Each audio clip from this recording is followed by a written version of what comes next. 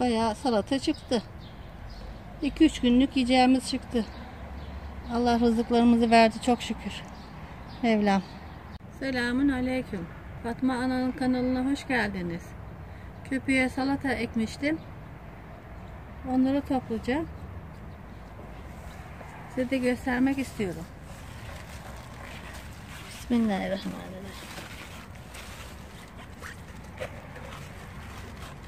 Baksanıza. Köpükte olmaz demeyin, oluyor.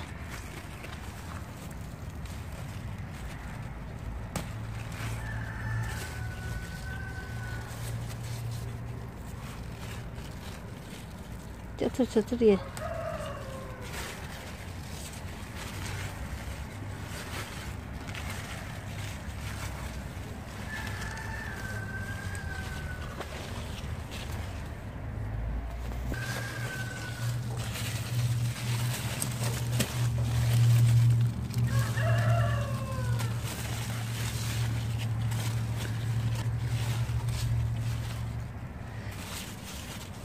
Havalar hep sarartıyor bunları.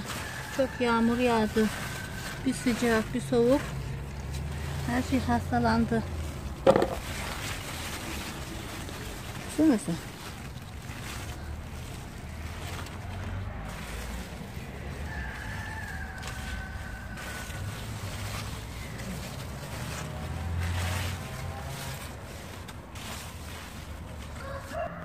Şimdi seraya geldim. Seradakileri toplayacağım. Bismillahirrahmanirrahim. Bunları daha bir kere daha topladım ben. Bu da çok büyümüş, cacıklık.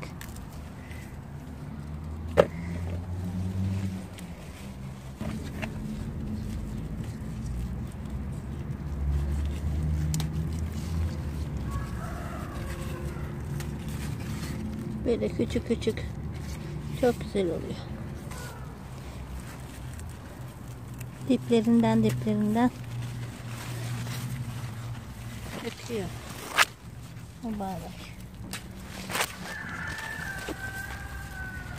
Bu da var.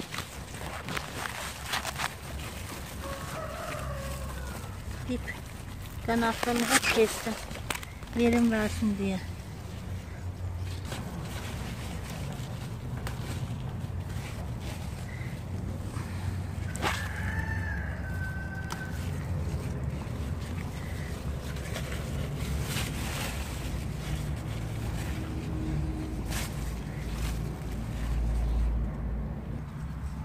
Serada domateslerimi de göstermek istedim size. Buket buket baksanıza. Biraz daha büyüyünce kızarır bunlar.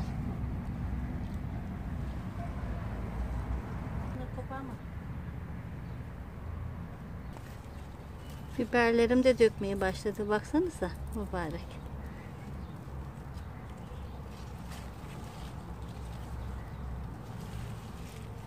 Çiçekteler biberler, patlıcanlar. Patlıcanlarım budadıkça ne kadar büyüdüler.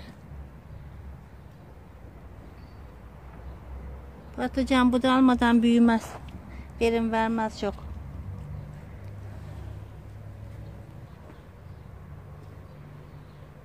Alt kanatlarına hep koparılacak patlıcanlar.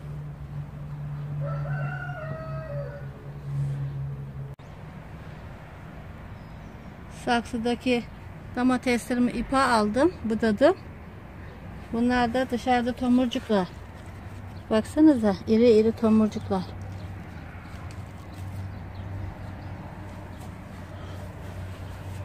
Bunları daha bağlayamadım bir tanesini.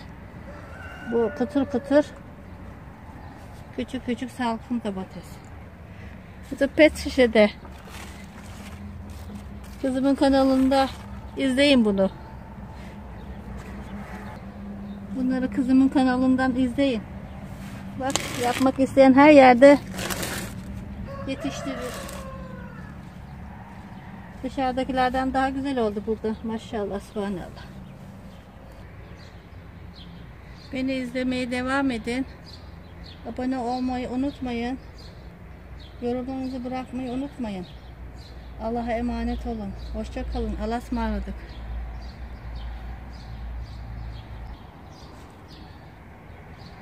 Bayağı salata çıktı. 2-3 günlük yiyeceğimiz çıktı. Allah rızıklarımızı verdi çok şükür. Mevlam.